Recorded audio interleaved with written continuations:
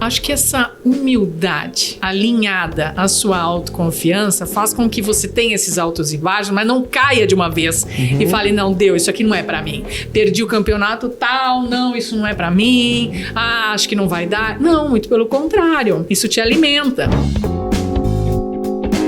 Quer ver um negócio que a gente fala assim em relação ao jiu-jitsu e tal, que é a melhora da autoconfiança e tal. E aí, às vezes, existe uma interpretação, às vezes, equivocada no sentido de autoconfiante. E aí a gente pode olhar para o Nato e pode dizer o seguinte, para quem ainda é um pouco leigo no sentido da arte suave mesmo, mas aí tu fala em autoconfiança, tu imagina o quê?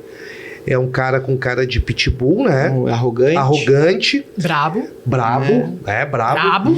Então, eu queria que o Nato falasse um pouquinho a respeito dessa autoconfiança, porque ele demonstrou, quando ele pensa assim, cara, tem muitas oportunidades que vão vir. Isso tem a ver com autoconfiança, né? Então, eu queria que tu falasse um pouquinho como é que transborda isso, né?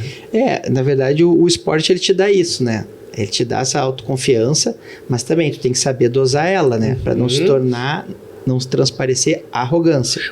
Eu, pela minha natureza, né, eu sou extremamente humilde, sou uma pessoa, eu ganhando o mundial, eu não participando, seguindo minhas coisas, eu vou ser a mesma pessoa sempre, né? Então, só que assim, eu acredito nas coisas que eu faço.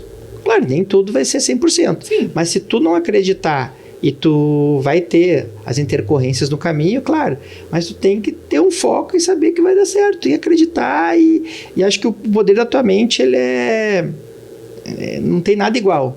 Se tu acreditar em ti, tu confiar em ti, tu saber que tem capacidade, tu pode fazer qualquer coisa que vai dar certo. Então eu né, falando até bem que tu colocou assim, para não transparecer que é arrogante, tu vai fazer, vai dar certo. Não, claro que tem que trabalhar pra caramba, tu tem que ser incansável, tu tem que, tu mobilizar uma comunidade ali para tu angariar 100 crianças, tu falar com os pais, tu organizar, não é fácil isso, tô dando um exemplo. Tu te preparar para um campeonato, tu ir viajar, conseguir grana, te preparar, chegar lá, alimentação completamente diferente, e tu ganhar, tu tem que ter muita disciplina, foco, determinação. Então, às vezes tem coisas que dão errado no caminho, mas lá no final vai dar certo. Poxa, tem muita inspiração e muita transpiração nessa coisa toda. E me fala uma coisa, uma curiosidade. Qual foi o título que você ficou mais assim, sabe, vislumbrado, que te surpreendeu? Aliás, quando termina o campeonato, você vai subir no pódio, toca o hino... sim. Você ganha medalha? Nos mundiais, sim. E não vale dizer que todos os campeonatos... Porque quem é compositor fala assim, não tem uma música preferida, não vai valer isso.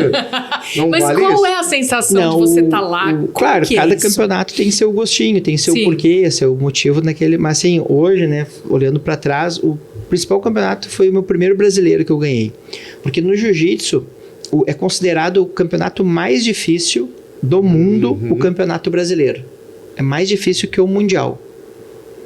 Ah, é?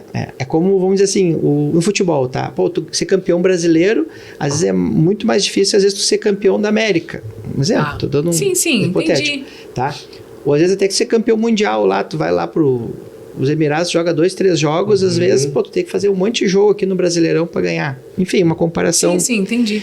Então, eu tinha ido lutar um mundial nos Emirados, que foi em abril, e eu desci direto em São Paulo, fiquei pro Brasileiro, era questão ali de uma semana depois, eu nem cheguei a voltar a Porto Alegre, e eu lutei lá, perdi a primeira luta, puxa, tava super bem preparado, sabe quando tu tá autoconfiante, tudo certinho, perdi a primeira luta, beleza, voltei, né, segui treinando, me cuidando ali, que na sequência eu já ia lutar o Brasileiro. Desci em São Paulo e lutei o Brasileiro meio desmotivado, assim, sabe? Porque, perdi o Mundial, Sim, tu vem daqui, daí eu lutei o Brasileiro, primeira luta ganhei, acho que eu fiz umas 6, 7 lutas aquele dia, fui campeão brasileiro, sabe aquela coisa, tipo de, puxa, não, que tu tem teus altos e baixos, 6, né? 7 lutas num dia.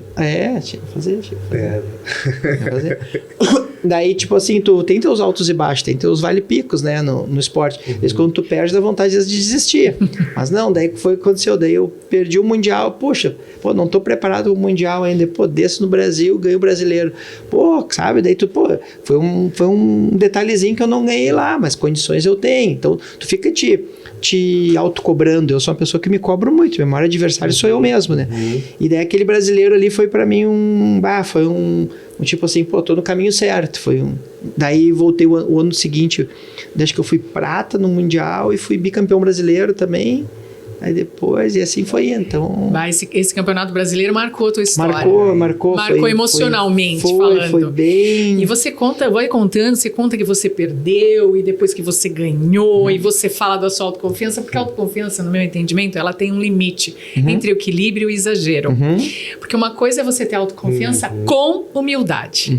Outra coisa é você ter autoconfiança com arrogância, com processos assim que te fazem ser superior às outras pessoas. E acho que no esporte, por mais que você queira ser superior a si mesmo, você precisa enxergar o seu adversário, no caso ali, com um certo olhar de igualdade, né? Sim. Enfim, tanto você pode perder, como você pode ganhar. Mas é um detalhe.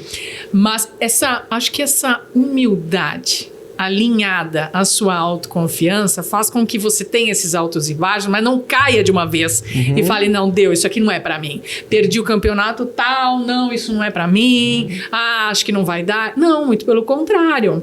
Isso te alimenta. Essa humildade faz, ali foi um detalhe. Talvez você deva fazer uma análise da sua própria luta, enfim. É aquela parte do aprendizado, né? De tirar o aprendizado daquela situação.